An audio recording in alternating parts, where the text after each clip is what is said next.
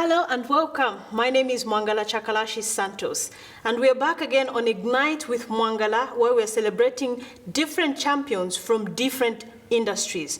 Now, joining me on this set are two beautiful ladies. I remember when as a young girl, I used to listen to their songs. I used to dance to their songs. And today they are here with me on Ignite to share their exciting journey, their exciting stories. With me immediately is Maureen Dilanda. Welcome to the show. Thank you, Mwangala. Thanks for having me. Thank you. I remember we used to call you Auntie Maureen, right? Now it's Auntie Mo. Auntie Mo, reverse. Okay, and we also have Sister D. Welcome to the show. Thank you so much. Now, I didn't want to pronounce your name. It's Daputsa Nkata. Yeah. Oh, wonderful. Welcome to the show. Thank you so much. And you just saying when we were young, I'm like, oh, how old am I now? Exactly, like have I grown that old? I like that you're I'm not saying anything. I like that you're in black, you know. Saying, I'm supposed to be in black today, but I said, Nana, let me not do black. I think great minds think alike. Yeah. Oh, wow. So we're celebrating you. I mean, if you look back at the music industry of Zambia, we cannot write that story without your names being mentioned. I'll start with you. How was it like? How did you end up doing music? Oh, mine was a mistake. A good mistake. A good mistake. I was being exposed to music and variety shows at a very tender age at school. And at the age of 15, someone picked me up. And he then introduced me to the then Ridgeway Hotel, which is now Holiday Inn. Yes. And I started doing shows at the Ridgeway Hotel, but very much to the dismay of my parents. I came from what you would consider maybe middle class. Yeah. So for him, it was an embarrassment because all his children were going to university. I also qualified, but I opted not to. So for him, it was just, oh my gosh, now she's embarrassing. I was the black sheep. Of the family. Of the family. So it's not like I intended to be. My dreams were to be a nurse or a pilot because of the passion. I didn't nurse because I didn't want to see anything hurting, and pilot because I wanted to travel the world. But with the growing interest in Maureen Dilanda, I then took it up seriously. And the rest is history. Yeah, here we are sitting right next to you. And I pray you're going to sing a little a cappella just at the end of the show. And for you, how did you find yourself in music? Well, I always loved singing when I was growing up. I think I did it in school, at church, at home, you know, but I never thought I'd be a professional musician, you know. I was thinking of becoming a paramilitary, you know, because I loved the uniform, I loved the power they possessed. I remember one time at the airport, we were receiving Dr. Kaunda, and I moved when the national anthem was being sung, and I received this slap from this policeman. I haven't forgotten about that, and I said, oh, they possess so much power. So I'd like to wear that uniform so that I possess that power that they have as well. You know, but I don't know, from nowhere, I just love to sing. You know, when I see somebody with a guitar, you know, I'd ask them to, you know, to teach me a chord or two, you know. Then from there, I think I continued singing in church. Here I am, like Maureen said, you know. And Sister D is here. So how did you come up with that name, Sister D? Sister D comes from the name, my first name, Daputsa, because most of the time people have challenges pronouncing it. Like Daputsa, just like you know, you did, I'll just call her Sister D. So I thought, why not use the D? And we were singing with another friend, Sister Beauty. You know, she was called Sister Beauty. So we were a duo, and I just said, oh my God, why not, you know, Sister D? Sister you know, D, so it was Sister Beauty and Sister D. So the D comes from the Daputsa. Yeah. Oh, great. Now, Auntie Mo, can I call you Auntie Mo? Yeah, sure. Okay. Sure. So, Auntie Mo, looking at where you're coming from and where you are now, what are some of the lessons that you've learned from your journey as a singer, as an artist? Perseverance, dedication, being serious, believing in yourself. And then a bit of humility, well, a lot of humility. And the most important is trust your God. I think none of this would be possible without God's intervention. So he's the number one. Wow. Is that the same for you? similar, focus, know what you want to do, and, like she said, believe in yourself. What is it that you want to be, and what's the goal, what do you want to achieve, so be focused, and just be who you are. Sometimes as artists or whatever field we are in, we feel like what the other person is doing is better than what we are, but the best is you, yourself. So it's believing in yourself. If you're a traditional singer, if you're a jazz singer, there's somebody out there who wants to listen to that good music that you can produce. And if it's you, the music is you, then the person out there will receive it, well. I like that. Yeah. So we're talking about originality here. And, I must say, we all tend to have this self-doubt, like, am I enough? Is this good enough? We're always seeking for what's the word now? For somebody to, like say, okay, this is it, you're good at it. Yeah. You also feel those? Because I listen to your music. It's just smooth and sweet. Well, for me, my story is a bit different in that I started as a cabaret artist. And cabaret means you're simply copying what people are doing. And I would like to believe I was good at what I did. And I remember my first tour to the States alone. I think I must have been like 18. My American promoter took me to the States, and they had advertised me as a Zambian. And the backlash was really bad, because they said, look, you've advertised a Zambian, but she's singing jazz. And I remember that from your story. Yes, and in the teenage days, you're very impressionable, so you think what I'm doing is right. Yeah. So I think there is where believing in yourself was at the wrong time. So it took a long time for me to change, because for me, I just kept on saying, give me the foreign artists. Really? So you just studied that song? Yes. And I was just stubborn. But the more I toured, the more the criticism was growing. So eventually, I became a recording artist, and I started doing my own music. But even then, I was still resisting. I was putting ka-Englishi, versi, ka chorus. I was still fighting it. Until eventually, I did my fourth album, which is called Evolution, and I think that's when I evolved completely. Wow. So that's when I just went traditional. But I still do my covers once in a while. But now I'm the Afro fusion artist that you know now. Beautiful. So that journey took a bit of time, right? And most of us, I think, resist that journey. Like, I want to be something else. Yes. I want to be somebody that I'm not. Yes. Was it easy for you, Sister D?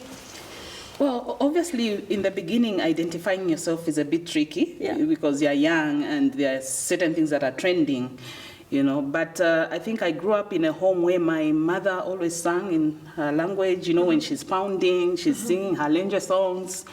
My father, there will be a time when he's so happy and he'll just get his nkoli and start singing in Tumbuka. I was like, this is sweet,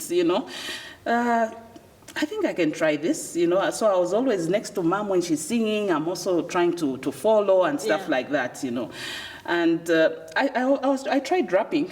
Oh, really? Yeah. Even that I didn't know. I tried rapping. I could rap in English. In English, yeah. okay. I tried rapping, but my heart was Queen Latifah kind. But my heart was, always on the traditional side. Yeah, and mostly, the young people in the discos, it was disco music and stuff, but I said, I think I can try this, So I went the traditional way, and thank God it worked out. Okay. Yeah. Okay. I think we all have a trace of Western to our histories, because I remember even Angela saying, "In Michael Jackson." Can you imagine? Yeah, there's a winner competition. There's a winner. Yeah, and I'm like, oh, okay. Yeah. But look at what she's blossomed into. Oh, wow. Yeah. So you have to go through that phase, I think so, yeah. Not until you find yourself. Yeah, finding yourself. Is that easy for women? Because I think when women hit 40 and above, we tend to kind of now, embrace who you truly are, Yeah, I think maybe it even comes earlier than that. I mean, for me, definitely, it's I accepted myself in a certain genre earlier than 40. Certain things start to make sense. Certain things, acceptance also comes in, and you're maturing in mind. So it's if you're not making up your mind, then really a bit worried because you're still then You don't know 140, who you are. yes. Just So hopefully by 40 we should have settled. Yeah. yeah. But I've seen that for, when you hit 40, it's like you don't care. Yeah. You're in your space, you're in your element. It's true that life begins at 40. Life begins, it's sometimes true. for me, I even get worried because certain things that used to bother me, they don't bother me anymore. I'm like, am I okay? Or there's something wrong. But I just realize it's growing up and it's good. Oh, wow. Ask me when I turn 40. Yeah, by the way, I mean, your day was yesterday, youth day. So I like that. Okay, now let's talk about your hairs. We have something in common here, natural hair. I mean, you have dreads there. I mean, I'm doing something close to I can dreads, see. but it's not dreads. Yeah. Why is it a deliberate move to be natural, or what is that? Are they your brand? Well, okay. Is that your brand? I think growing up again, because you try all these hairstyles, but at some point you just want to have an identity. Like for me, it was an identity as an artist, where you want people to identify you a certain way, and it was the dreads. And by the time I was starting these dreads, it was very rare, to see a woman in dreads. I got all the names, the backlash, what is happening to you, even from my family, But I said, this is what I want to be. And I just, went on with it, started growing them, and up to now, when I'm tired, I just cut them a bit and, really? let them, be where And then they you are. let them grow again. Yeah. So I think it was an issue of identity, and just to be, African. What is it that people can say, oh my, she's African. Of You might course. dress something else, but at least the hair will say, this is who you are. So I ended up even coming up with an organization or a cause called AfriPride, where we promote natural hair and, just identify yourself with who you are. And the first thing is your hair, and the good part about hair is that it's unique, especially the African hair. Most races have similar hair, but the only different hair is African. So, Of course, yeah, why not embrace it? Yeah. It's something that is unique, So really, I think for me, it's identity. Wow. Yeah. Auntie Mo? Right, mine is a complicated story. Everything is complicated For you. I did everything under the sun. Everything. I've been blonde, I've had dread, and like Sister D, I had a point when I had dread. At that time, I was running a business center, and I'd been suits and very formal clothes, but I wanted to prove a point to say, you know what, we can be in formal employment and still have dreadlocks, and they can be clean, because that time they just thought the rasta and It's true, you don't. I will never charm. True. But eventually, for me, again, that's why I keep on alluding to say, for me, God has always had a big part in my life. There was a time when I really traveled extensively, and I couldn't cope with my hair.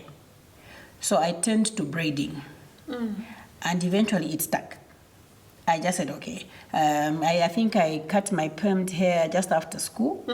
So I can safely say that around the age of 19, I'd gone back to natural hair, but I was still experimenting the dreads, the blonde hair, everything. But because of the travel, because it was convenient, I started braiding it. And from then on, I just said, okay, this is working for me. So that's how I got my trademark of braiding my hair. So it's been natural since then. Oh, nice. I mean, I was admiring it earlier. Thank you. Now back to music. What inspires you to write some of the songs that you write? And if I listen to both of your songs, they are centered so much on, social issues, problems, kind of. What inspires you to write such music?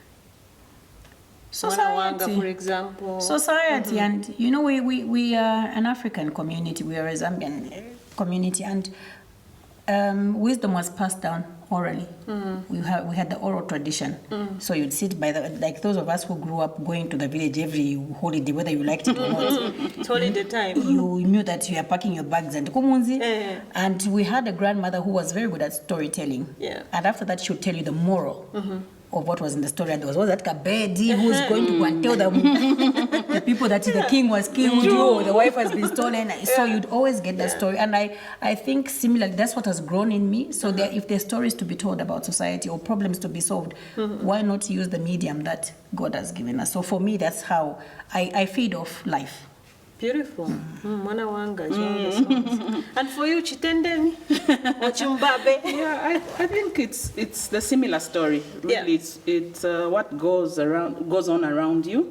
You know, you see something and think, how can I express myself? You know, and the best tool or the best medium that you have, you know, is your voice and your music. And you know, music is mass publication. You know, when you sing, a lot of people are going to listen to your song. So if you have something to say and you put it in song, then it goes far. You know, so it's what goes on around me. You know, what I hear. You know, what you say. You know, your dress. You know, anything. You know, it's just being creative and you know trying to bring out something that you have seen and you feel like you want to bring it out. You know, so that's how I write my songs. Sometimes it just comes in a dream. Like I'm sleeping, and I just hear this tune, and now thank God there are cell phones, you know. Those days in the tape, and I was pressing a record, maybe it doesn't record, but now at least you have a phone, you know, where if you dream about something or a song, you just wake up and record it. Because if you miss that, then you are not going to hear it in the morning. So sometimes my songs come like that. Yeah.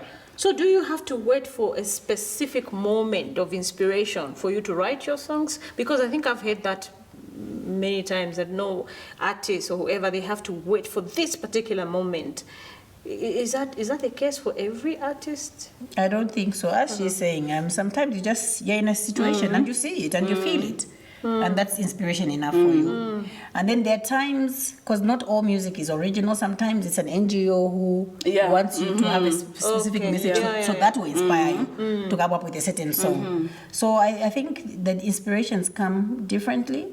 And there are those that, for me, it doesn't happen that I have to wait for. I think for me, even the more I think about, let me write a song, I think the 2 years pass. Difficult, True. It's just going this drought. I can't think. Yeah, so a writer's block. So I think normally it's just incidences that touch you, and it comes to you. Oh, wow. Okay. So we're going to take a short break. When we come back, I'd like us to talk about how you strike a balance between being a mother, a wife, and an artist. Because I think you travel a lot, but you still have to be a mother, you still have to be a wife, and you still have to perform and be at your best. We take a short break and we'll be right back.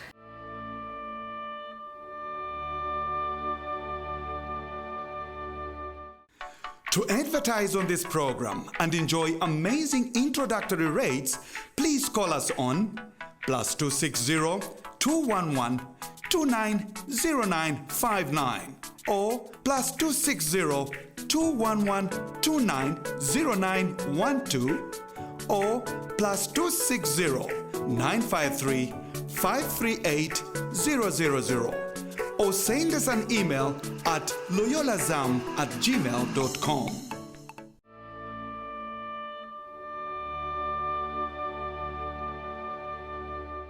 Welcome back. If you're joining me, we're talking to the champions of music in the musical industry of Zambia.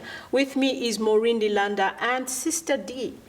So how do you strike a balance between being a mother, being a wife, and being at your best? Who wants to go first? Okay, I can go.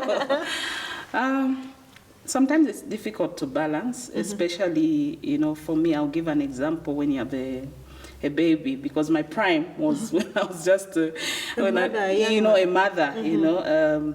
So it wasn't easy because you're at your prime and you need to go and perform. And can you imagine how our daughter was traveling with us all over the country, you know, in the cold, you know, you're traveling you finish a show in Dola, you're going to Kitwe. It wasn't easy, you know, but that was, you know, who we are. You know, but all the time you need to find time for everything. Like for us, at least for me, you know, I work with my husband. So most of the time, at least with him, we were together, you know. And when you're at home, you definitely have to make use of the time that you have. Yeah. You know, so at some point, I think we are just gifted as women. You know, we are multitaskers. We are multitaskers. Sure. I think immediately I can be cooking. The next thing I'm taking the children to school. The next thing I'm washing. You know, the next thing I'm in the studio. You know, sometimes like I was laughing at Maureen the way she came in. She was like busy, and I knew she's from. You know, and so much happened. 99 jobs. You know, so that I think that's the power of a woman. Yeah. You know, God just gives you this strength, which is unexplainable. Yeah. You know, because sometimes you even wonder, how did I manage all this? You know, I've noticed with men sometimes, you know, when they are repairing a car, they'll concentrate on that. It will be the whole day they are repairing the car. But for me, whatever I'm doing, whether I'm sewing, I'm writing a song, at some point I'll remember people need to eat, I have to do this, I have to go to the tailor, I have to do all this. So I think it's just this God-given strength that, we women have. I think we're special. Without his powers or his, effort on us, I think it would be difficult to manage. Yeah. We are special. Yeah, we are special. I think we are just special. Yeah. Auntie Mo? I think the story is similar. But for me, unfortunately, I lost my husband very early, so it was even extra trouble. So at some point, I found, I had a good support system. I lost my mother. She doesn't even know that I got married and had children, so I depended on my father. I had a good support system from my family. So my father was there for me, and my siblings were there. But in a case where they couldn't be, like when they were a bit older, I then had good neighbors. Wow. Who would just say, leave them here for the night. We lived in a gated community, and it was one big family. So I know I've never credited them for being part of my life, but I really had good neighbors. So and then as Sister D says, you get an opportunity also to travel with the children. When you're lucky and you've got good promoters, they would allow you. And for me, because they knew that I was a single parent. Most of my contracts allowed me to travel with my children. Yes, so we're multitaskers. It's about time management. So you're dropping the kids at school, you're going to studio. At a certain time you have to be back home to cook. Exactly, it's just about time management. Really. And I remember one incident. I think when we were in Amashi, I was almost 9 months pregnant, and I was still singing, and Maureen just said, "I think Dapota, you need to rest." Because I was singing and putting my leg on the wall. We are singing. She's leaning on the wall, and she's even bent her leg. Really showing that I think Marema.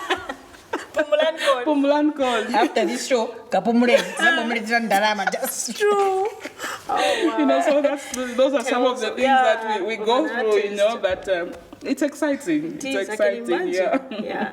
Now let's talk about challenges. I know there's no journey that just happens without challenges. What are some of the challenges that you faced getting to where you are now?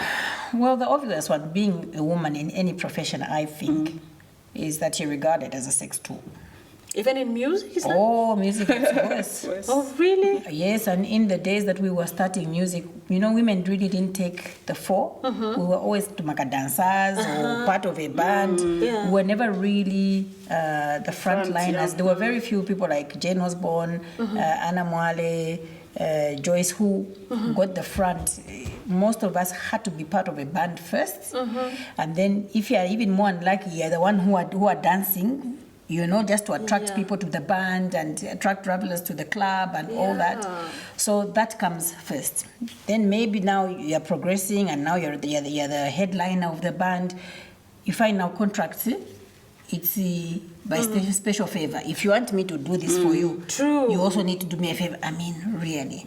If not that, also you're getting it also from your band. I remember there was one particular band where I had really bad experiences with, and that night when you're frustrated, all of them, you're not giving into what they want from you.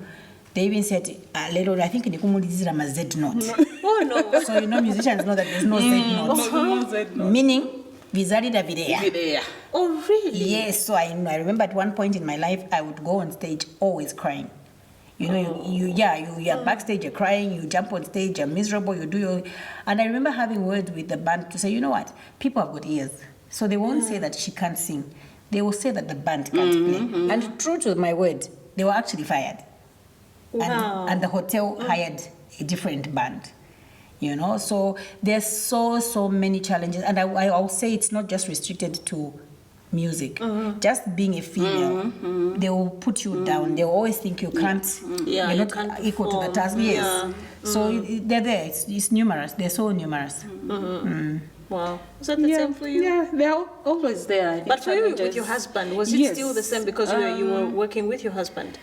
It's still the same. I think, there are certain incidences like, where you go to an event and your husband is not there. And this man with all this money will come to you and say, today your husband is not here, so can I talk to you, or stuff like that. They think, what you do on stage is what you're going to be doing, because you're dancing, you're performing, you're smiling with them. So they think, akachoka pa stage. And amen. Tizakamba now, nice. wow. So all those things are there. Even with, like for young musicians, some of them have confided in me, and they'll say, even when you want to go and record a song in the studios, the producers will tell you ngatufuna panga hit and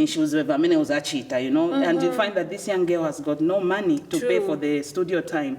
So these things are always there. The name calling, of course, even when you say a married woman, they'll always say anga kwatile banji musician, all on musician, but kwatile musician, they talk to anyone, they smile at anyone, they are everyone's person, You are with your husband, sister dear, stuff like that. So it's not easy, but I think it's how you look at it. Like now, at least things are changing. People can say, music is a career, you can live out of music, but there are certain times that, like Maureen was saying, the times of vaca dancer, where you just know at Batwajaveve, okay, service na ninangu na eve, stuff like that, but I think the challenges are there, especially being female. I think we face more challenges because it's just like when you say, when we are talking, when we are chatting or we are talking about issues, people say, gossip. But men, it will be politics. They're talking politics. They're talking business. But they'll be talking about fellow politicians. But because it's the men, they will not be labeled. They will not be labeled. Gossip. It's politics. Yeah. So anywhere you go, I think women have this label. That comes with. That's them. why we have to work extra hard. Extra hard, yeah. I think you hit on another point, Sister Lee, that's important, because I think we also get stereotyped by family and friends. I know I've lost a lot of family and friends because of what I do. So you find you've grown up with someone and now they're corporate directors and you're walking on the street and someone all of a sudden looks at the ground or looks at the sky so that like your eyes there, you know what I mean? So there's always that stereotyping. And I remember also, for me, what was really one of my lowest points in my life is my mother-in-law. She just did not accept an artist for her son. And unfortunately, I married the favorite son in the family. So, it's like having a rival. And she really did not accept me as a person, as an artist. And the only time I think she accepted me was when then because my husband worked for Zambia Airways, is when it was, what's the word? I was almost saying it was retrenched. When it was liquidated. That's the word. And because then I became the bread earner, is when she now started realizing, she said, oh, you mean to tell me these people can do if you're a man? But you see, by then I was so detached. From her, because it was a long fight. And for me, I was longing to have a mother because I didn't have a mother to help me with the children. And, for me, my children was just guesswork, literally guesswork. And so when I was getting married, I said, okay, at least this will be consoling. I will have a mother. I will have someone to help me with the children. But it was totally the opposite. So even society put pressure on female artists. It's not just about the industry. It's just society as well. So now let's talk about money, because you both look like you have so much money. Don't judge a book by its cover.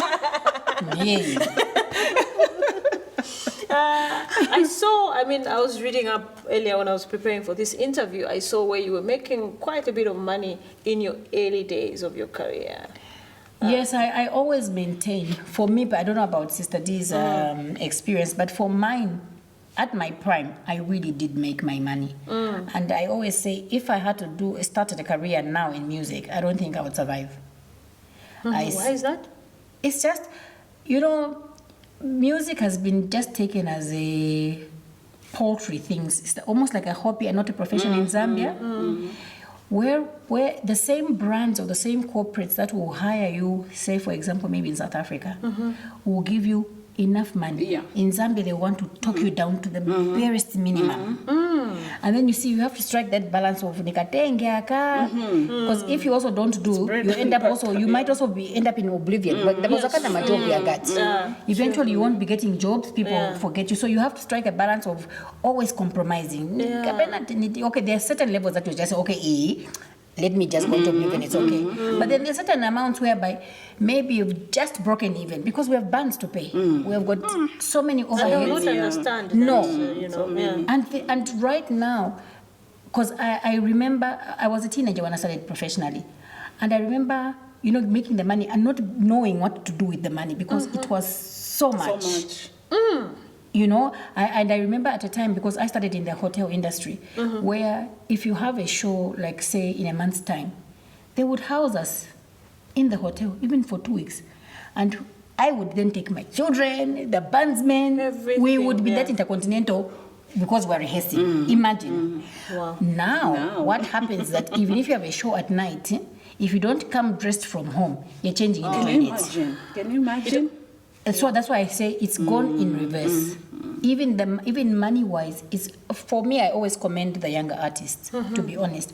As much as people might not agree with the style and the message of what they are singing in the music, but to persevere in this economic time with the monies that are being offered, honestly, it takes a lot. It's more than passion. wow. I don't know.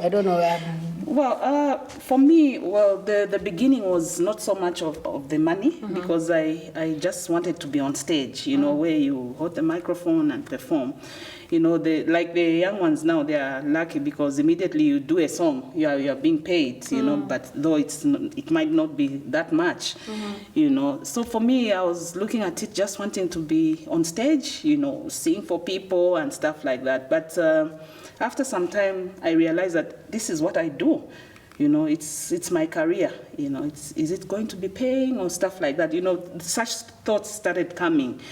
And at some point there was good money coming. People would, hire you, corporates, stuff like that, and it was good. But at some point you realize that, sometimes it's your fellow Zambians because there are organizations where you go and, they'll tell you, we are going to give you this much. Yeah. But you find that maybe your fellow Zambians that are sitting there are such monies, Zabaka. Stuff like that. They pull you down. They pull you down, So that has been there. And also, like Maureen is saying, I think sometimes the respect is lost. You go to a gig, Ufunsa, excuse me, can I have anywhere to change? No, the ladies is there. I'm the star, Of course, I'm the star. Without me, this show is not going I'm to the one take who's supposed to go there and people should be, wow. Yeah. And you're telling me to go and change in the toilet because there are people there and they'll see, but I was toilet. Can you imagine that? So I think people need to understand and put value and respect on what you're doing. Respect what we are doing. Yeah. There's a cost to it, a lot actually. True. People look at it over performer. Like Maureen said, there are bands meant to be paid. There's rehearsal, there's costume. There's a whole lot of stuff that comes there. So music needs to be respected. To be respected and and even when you're performing, telecoms will make the monies, Zambian breweries will make the monies, everybody's making money. It has a ripple effect. Yes, because there's a performance that is going on. So there's so much value on the artist, and I hope people can look at it in that way. Because they'll pay for the venue, they'll pay for the tent, they'll pay for the food. But for you, manje, free. It's my career. I like that. Now, I know that you have changed the narrative of music. Of course, we've had Jane Osborne and, Joyce Nyarenda's then. But you have set the tone, I think, for the younger generation. What is your message for them in this new decade? Well, it's a lot of hard work. If you don't put in the time, don't expect to get the rewards. Don't rely on favors. Believe in yourself and never be satisfied. Don't be content to say, I have arrived. The minute you think, now I'm a star, that's the minute you stop growing and you're almost becoming irrelevant soon after that. So you just have to keep the grind. Keep on going. Keep on get. The only person to beat in the industry is yourself. So, yeah. That's powerful. If they don't have that tag with them, then they are going to change careers. True. And for you? Yeah, I think it's similar. Similar. Yeah, it's hard work, focus, know what you want to do. Are you going in it because you've seen Maureen Lilanda looking so beautiful in the front of the stage? It's different behind there. Like she said, it's a lot of hard work. You have to rehearse, you have to be professional. That's the other thing, because sometimes people are not, artists are not professional. Your time, the way you relate to the audience, Conduct, going yes. to a show drunk, you're not on time, stuff like that. So it's a profession. What you give to the people is what they'll give back to you. They'll know, so that respect is lost. So I think there's a focus, professionalism, and just believe in yourself. Wow. Yeah. Thank you so much for being a gift to this country. I mean, we are so proud of you. We look at you and you make us feel Zambian, Sitting here, I'm thinking, wow, I come from a beautiful country where we have you. And I thank you for also honoring your gifts, your talents, because that is what God created you for. And you've honored, and you're in your space, you're in your element, and you're blessing all of us with this gift. Thank you so much. I hope to see you. Corona. Corona. Okay. Rasta. Rasta, all right. But I thought you could just sing one little a cappella. Oh, yes. I mean, how can you come to Ignite and not sing? How are we going to ignite them? They're waiting for you to sing. I knew they loved me in every way, but on my music I had no say. They knew what was right for me. Education was the only key. And as the days went by, Lord, you heard my cry. I got down on my knees to pray. Yes, Lord, you saw my way. Anueva mama, oh, anueva tata, lekai kunshibuluka, amine mwana wenu. Anueva mama, oh, anueva tata, oh, lekai kunshibuluka, amine mwana wenu. Lekai kunshibuluka, amine mwana wenu. Lekai kunshibuluka, amine mwana wenu. This has been Mwangala Santos on Ignite with Mwangala. Thank you. Join me again for another exciting episode.